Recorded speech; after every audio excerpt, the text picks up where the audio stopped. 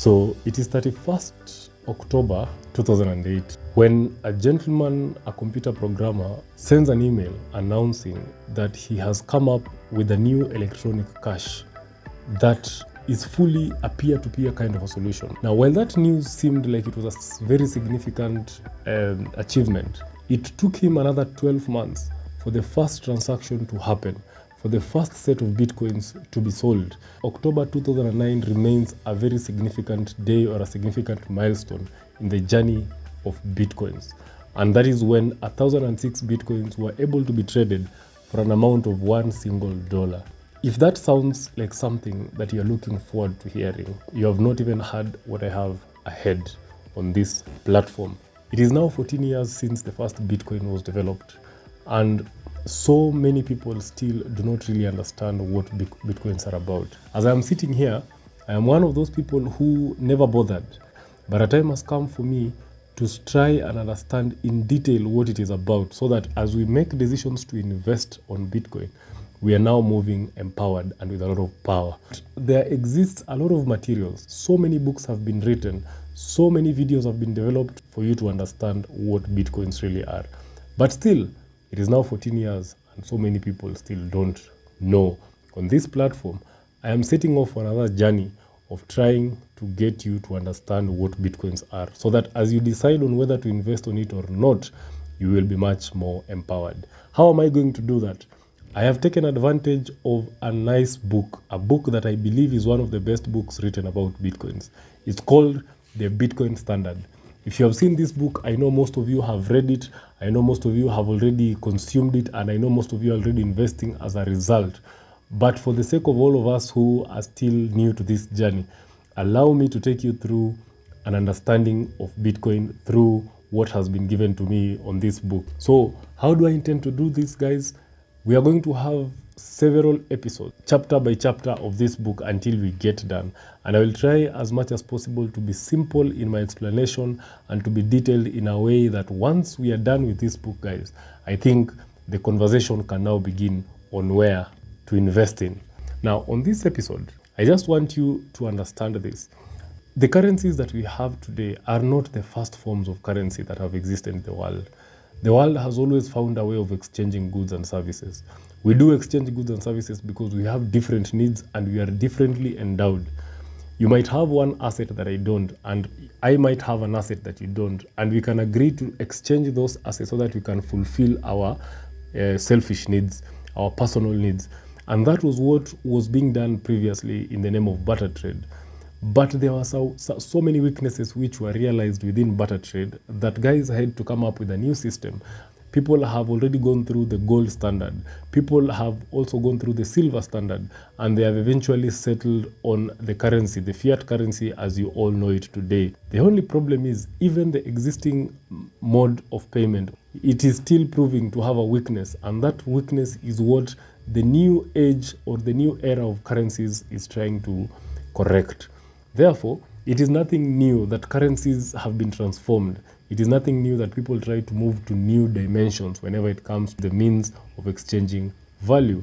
It was well known that a time will come when someone will try to create something new. Some of the weaknesses of the existing currencies that we will be trying to explore in this journey, people were tired with the third party. People still are tired of the third party. People don't still understand, why do we have to have a central bank between me and my trading partner? Can't we just do our business and move ahead? People are tired of inflation. Guys, you all know how currencies lose value over time. And woe unto you if you are in a third world country where inflation rises without even giving you notice. Also, predictability. Because of the existing ways of unpredictability of our currencies, that is why we see currencies moving up and down without any level of stability. And that is a major weakness of the current way of doing business. People want to have full command of their currencies. And people, therefore, were looking forward to a way in which no one else can determine the value of your own money. And that is why the digital currencies were coming into place. We shall look into that when we start delving deep into what this book is basically trying to tell us. The episodes ahead are going to tell you this, that you must understand money and its functions properly before you can even venture into what Bitcoins are. I think the biggest mistake that the whole world does is that we normally embrace technology without really understanding what are the problems that that technology is trying to solve. And the moment you understand the problems that technology is trying to solve, it becomes easier for you to tell whether it is valuable or not valuable. Before you say that Bitcoin is not a sound form of payment, or before you determine that Bitcoin is an unsound currency, how do you understand money, and what do you understand money to be? That is what we have to figure out first before we even proceed with this understanding. It is also very important for us to understand what are some of the weaknesses of the previous forms of currency that existed. Why did we have to leave the seashells? Why did we have to leave the beads? Why did we have to leave metals? And why do you have to leave the government money so that you can embrace digital money? It is also very important for us to understand the individual, social, and global implications of sound and unsound currencies. When you consider money not to be sound, not to be good for the economy, what are the implications? What is it causing? So that you can say, I think the time has come for us to move to a different form of currency. Yeah? Because trust me, sound and unsound currencies have implications both socially, economically, globally, and even individually. So as we progress in this journey, guys, I hope we will be able to uncover all those kind of concepts for you to be informed in such a way that you can proceed and make a decision.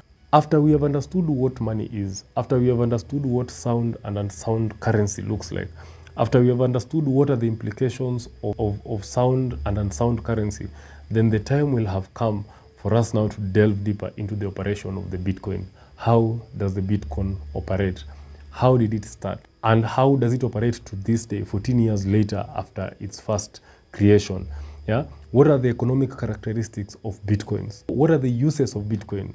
How can you use Bitcoin? How is it used in the modern world that we live in today? What are its weaknesses? So many of you are the first people to preach about Bitcoins, but you truly don't understand. You have not grasped some of the weaknesses that it also possesses. Because clearly, even the form of currency that we are using right now, it has weaknesses, but it is still being used operationally. Now, what are the weaknesses of Bitcoin, and how can we take control of that? How can we secure Bitcoin, having understood some of the weaknesses that it has? Do you know the misconceptions and the misunderstandings that are moving around about Bitcoins?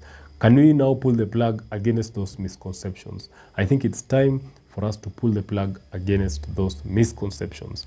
Now, the purpose of everything that I'm doing in this channel or on this episode about Bitcoin, I just want you to understand the economics behind Bitcoin. Because the moment you understand the economics behind Bitcoin, the moment you understand the economic properties of the network of Bitcoin, you'll be in a very, very good position for you to make a decision on whether to invest or not to invest. Otherwise, before you understand money, before you understand the sound and sound currencies or sound and sound money, how it looks like, before you understand the implications of money globally, individually, and socially, before you understand all those dynamics, having a conversation on Bitcoins become null and void. It is almost like you are coming in towards the end to try and understand something that has history written all over it.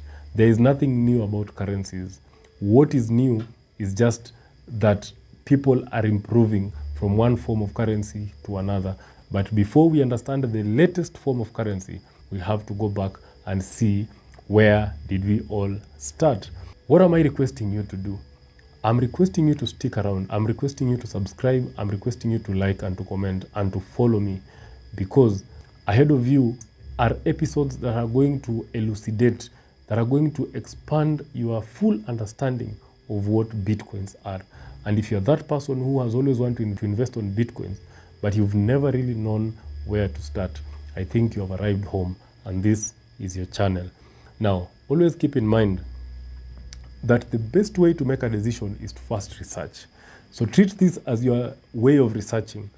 Treat this as your way of understanding that Bitcoin, as interesting as it sounds, it has experienced a lot of hacks, attacks. There has been a lot of scams behind it. There has been a lot of security failures and breaches. Therefore, before you make that decision, it is important for you to first of all carry out your research like the way we are trying to carry here, and then proceed on and make the decision. Always know that there is never an alternative to personal responsibility. At the end of the day, any decision that you make, you are fully responsible, and that is why for us who are trying to be responsible, we are taking a chance to study and to understand what Bitcoins are. Guys, I don't know whether you are as excited as I am, but if this sounds like something that is tickling your fancy and it is making you excited and eager to learn, hit that subscription button and comment on this section. Tell me what you're looking forward most to study about Bitcoins. And I'm sure once we are done, guys, no one else will ever question our understanding of Bitcoins. And the decisions that we are going to make ahead will be very much informed, and we shall invest and riches shall fall in the name of God. Amen. Thank you so much. I look forward to seeing you in the next episode. Remember, on the next episode, we are diving deep into what money is.